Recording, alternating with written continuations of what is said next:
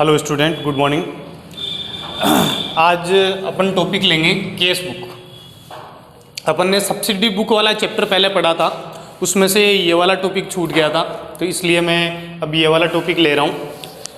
देखो, एक बार आपको मैं याद दिला दूँ, सब्सिडी बुक के अंदर अपन ने पढ़ा था परचेज बुक, जिसमें ओनली फॉर गुड्स क्रेडिट में परचेज किया जाता था, इसमें रिकॉर्ड होता है। सेल्स बुक, अगर गुड्स क्रेडिट में सोल्ड किया है, purchase return, sales return book, journal proper, ये इसके सारे अपन ने क्वेश्चन कर लिए थे। और एक थी आपकी केस बुक, ठीक है। तो ये वाला टॉपिक मैं आज इस वीडियो के अंदर ले रहा हूँ।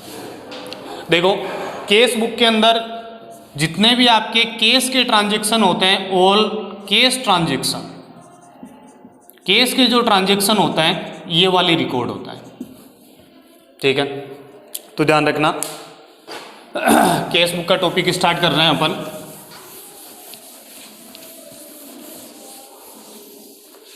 देखो, केस का जो बैलेंस होता है डेबिट होता है, क्योंकि केस आपके एसेट्स है। एसेट्स का बैलेंस क्या होता है? डेबिट।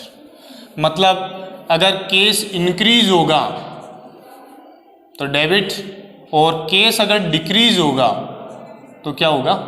क्रेडिट। केस अगर इंक्रीज होगा तो आपके डेबिट होगा, केस अगर डिक्रीज होगा तो क्या होगा? क्रेडिट होगा, ठीक है। केस बुक का आपके फॉर्मेट ये बनेगा इस तरह से। ऊपर आप लिखोगे इन द बुक ऑफ, जिसकी बुक्स आप मेंटेन कर रहे हो उसका नाम क्या बना रहे हो? केस बुक बना रहे हो, तो केस बुक, ठीक है। कॉलम अमाउंट का, एक एलएफ का, और एक कॉलम बन जाएगा आपके डेट।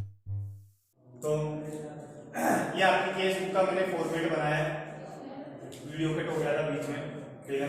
तो सीधा एक्सप्लेन कर देता हूँ मैं। देखो, अगर अपन टाइप ऑफ केस बुक की बात करें तो केस बुक आपके 4 टाइप के, ध्यान रखना। केस बुक की टाइप अगर देखें तो सिंपल केस बुक, ऐसे बिजनेस जहां पे केवल और केवल हार्ड केस में काम होता है, केवल हार्ड केस में, वहां पे बैंक ट्रांजैक्शन नहीं होता, तो वहां पे आपके सिंपल केस बुक यूज में आएगी। कुछ बिजनेस ऐसे होते हैं जहां पे केस के साथ साथ बैंक ट्रांजैक्शन भी होते हैं, तो वहां पे अपन 2 कॉलम केस बुक बनाएंगे, यानी ज्यादा चेंजेस नहीं आएगा। यहाँ पे जैसे अमाउंट का 1 कॉलम बन रहा है, वहां पे अमाउंट के 2 कॉलम बन जाएंगे, एक तो केस का और एक बैंक का। केस और बैंक 2 कॉलम बन जाएंगे अमाउंट के, एक तो केस का बन जाएगा, एक आपके किसका बन जाएगा? बैंक का। कभी कभार जैसे डिस्काउंट भी आ जाता है तो 3 कॉलम केस बुक मेंटेन करेंगे।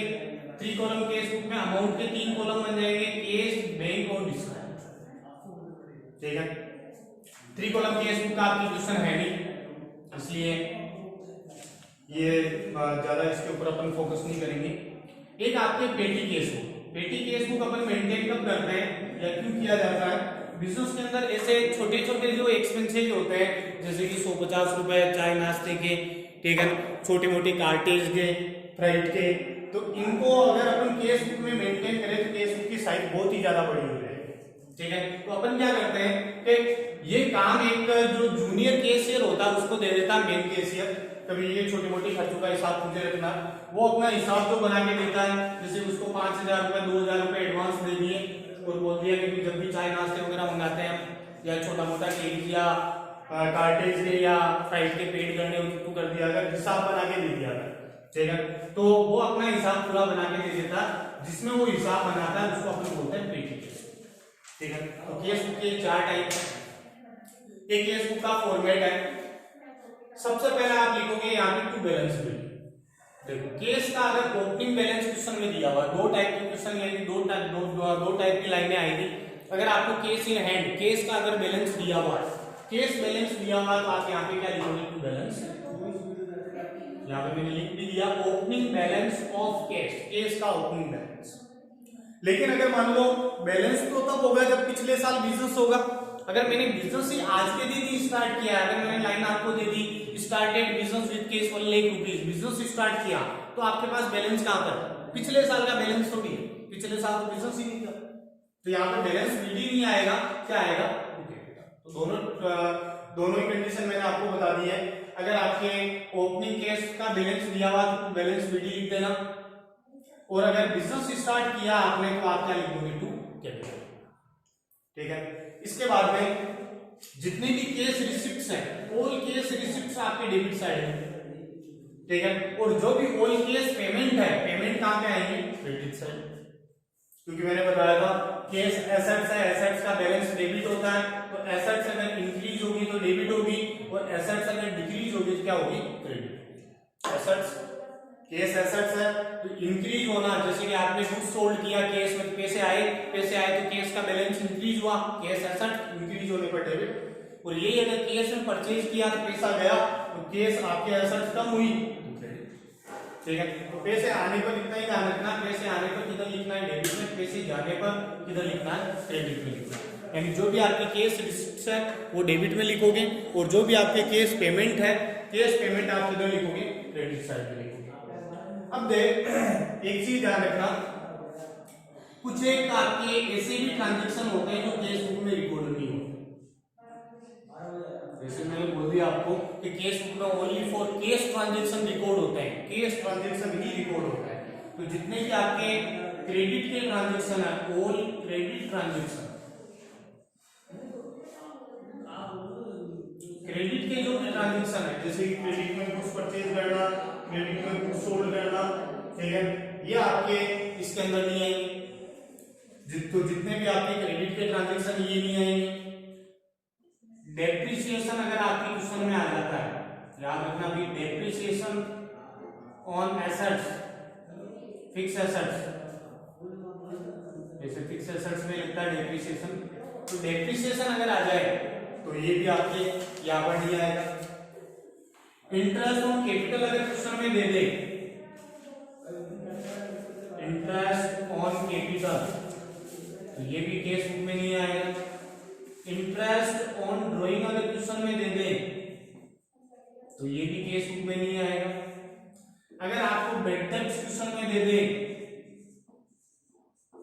तो ये क्वेश्चन में ये केस बुक में नहीं आएगा। अदर यूज ऑफ मटेरियल,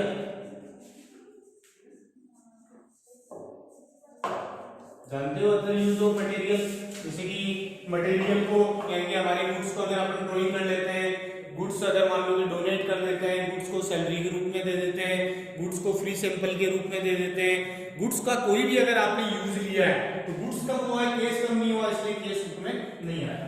लेकिन ड्राइंग अगर आपने केस विड्रॉ किए तो इस केस बुक में आएगा। अगर आपके केस अगर आपने डोनेशन में लिया है तो केस बुक में आएगा। ठीक है, यानी कि other use of material, material अगर आपने यूज में लिया तो आपके केस बुक में नहीं आएगा। गुड्स लॉस्ट बाय, गुड्स अगर लॉस हो जाए, goods lost by fire, fire या थेफ्ट से अगर आपके गुड्स लॉस्ट हो जाए तो भी ये इसके अंदर नहीं आएगा। ये कुछ एक मैंने ट्रांजेक्शन लिखे हैं जो आपके केस बुक में नहीं आएगा। थ्योरी में भी बहुत बार पूछ लेता है कि right any five transaction in not recording case book, तो आपके ये वाले हैं। और यही ट्रांजेक्शन कहां पे रिकॉर्ड होते हैं, जनरल प्रॉपर में। तो ये भी थ्योरी का क्वेश्चन आ जाता है कि जनरल प्रॉपर में रिकॉर्ड करने वाले ट्रांजेक्शन कौन कौन से ये हैं, और केस बुक में रिकॉर्ड नहीं करने वाले ट्रांजेक्शन कौन से, तो वो भी ये। ठीक है, तो अब अपन क्वेश्चन नंबर फर्स्ट लेंगे। फर्स्ट क्वेश्चन एक बार फॉर्मेट को आप ध्यान से देख लो। फर्स्ट क्वेश्चन करवा रहा हूं मैं, तो फॉर्मेट में मैंने सबसे पहले बैलेंस लिखा है, यानी कि केस का जो ओपनिंग बैलेंस है वो लिखोगे, पैसे आने पर इधर, पैसे जाने पर इधर लिखना, बाकी आपके कुछ भी इसके अंदर नहीं आएगा। ठीक है,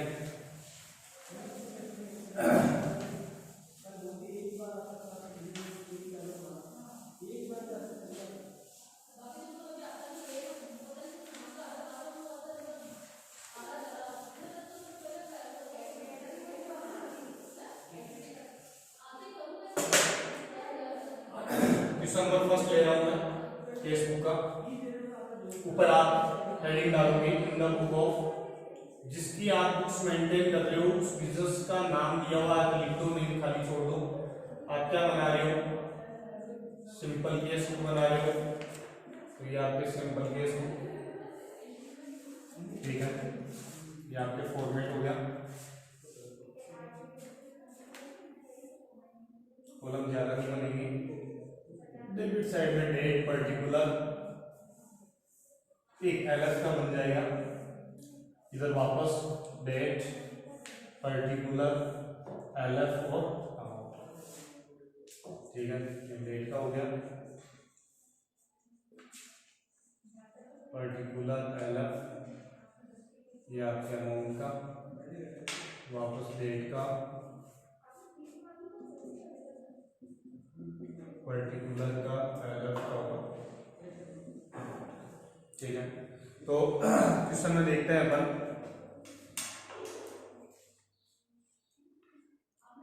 क्वेश्चन के अंदर सबसे फर्स्ट जो क्वेश्चन दिया हुआ है, फर्स्ट क्वेश्चन के अंदर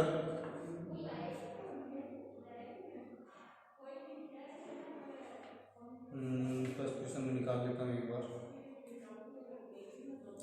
देखो फर्स्ट क्वेश्चन बोल रहा है enter the following transaction in a simple case book for December 2005। Month दिया हुआ दिसंबर का, दिसंबर 2005 से आपके जो ट्रांजैक्शन दिए हुए हैं इससे आपको सिंपल केस बुक मेंटेन करनी है। ठीक है, सबसे पहले आपके 1 दिसंबर को केस का ओपनिंग बैलेंस दिया हुआ है 12,000, केस इन हैंड, आपके वर्ड दिया हुआ है केस इन हैंड।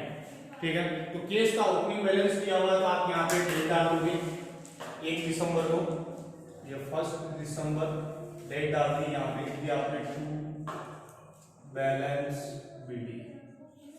अगर बिजनेस स्टार्ट किया होता तो अपन क्या लिखते हैं, to capital, to balance BD. Opening cash का बैलेंस दिया हुआ 12,000 रुपए, तो ये 12,000 रुपए लिख दिए।